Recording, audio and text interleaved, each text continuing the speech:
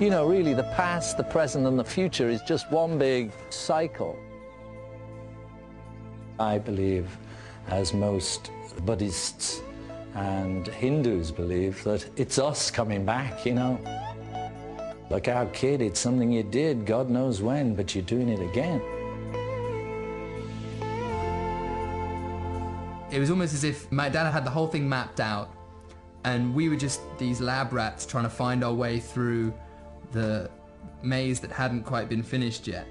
Trying not to leave any footprints of us, or any trace of Jeff or me. That was the most conscious thing that we did, was to try and not impose on the album in any way, and make a kind of, as Jeff calls it, a cradle for the voice and the guitar. Oh, the rising sun.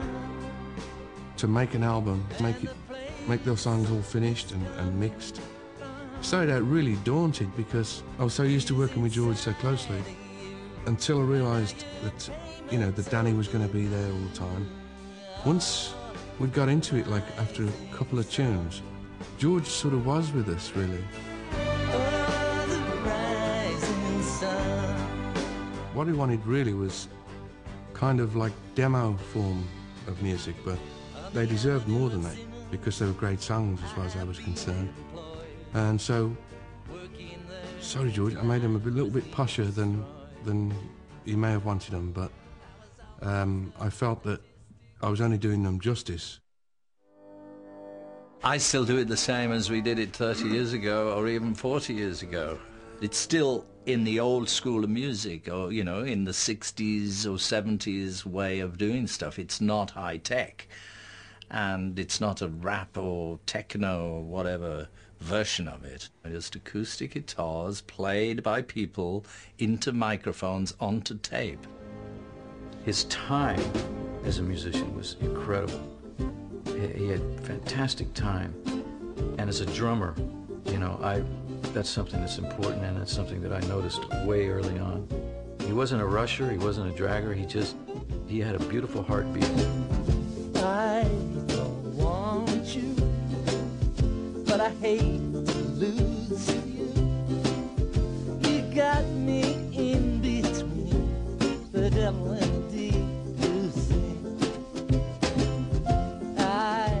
George, as a lyricist, was always honest.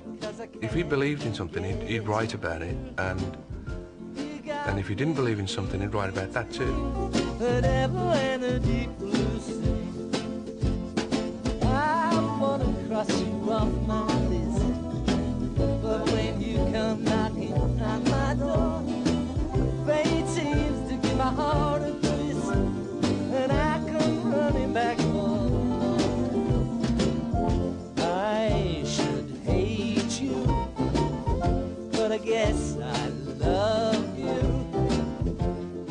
That's really what he was like around the house all day, just playing ukulele and smiling. And, you know, we'd heard every Hoagy Carmichael song, from Barnacle Bill the Sailor to, you know, he'd sing everything on the uke. You know, he'd sing anything and everything. And so that was really, you know, we had to get that in there to have, because there's uke on a lot of the other tracks as well, but that was the one that really just reeked of my dad. It was probably always that yearning, you know, finding the real answer to it all. And I think he thought about that a lot, you know, what's it all about? Much more than, say, I do, for instance. And if you don't know where you're going, any road will take you there.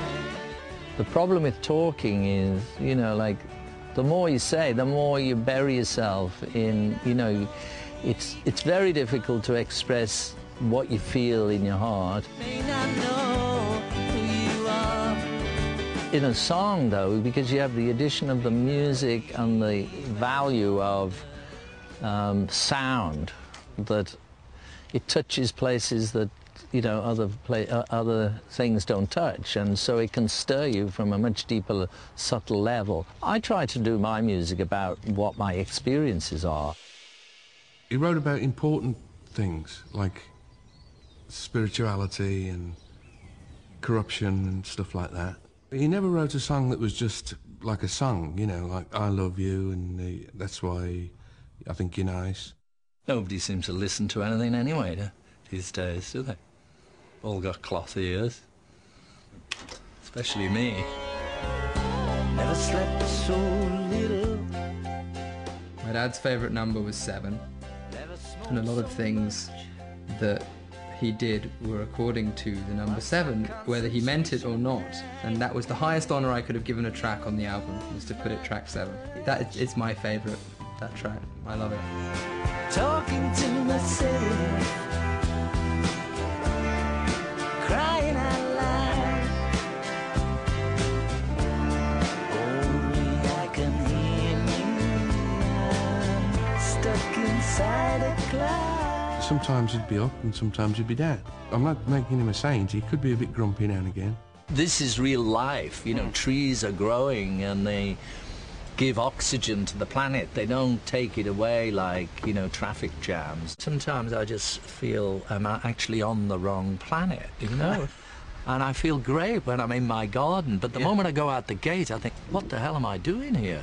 I would like people who hear this album to actually hear how great George was. What a great singer, what a great guitar player, arranger, songwriter. I think this music has to be heard, and I'm not saying it's going to like change your life or anything, but definitely changed mine. Oh, the rising sun. I think he'd want to be remembered as a great musician and a gardener.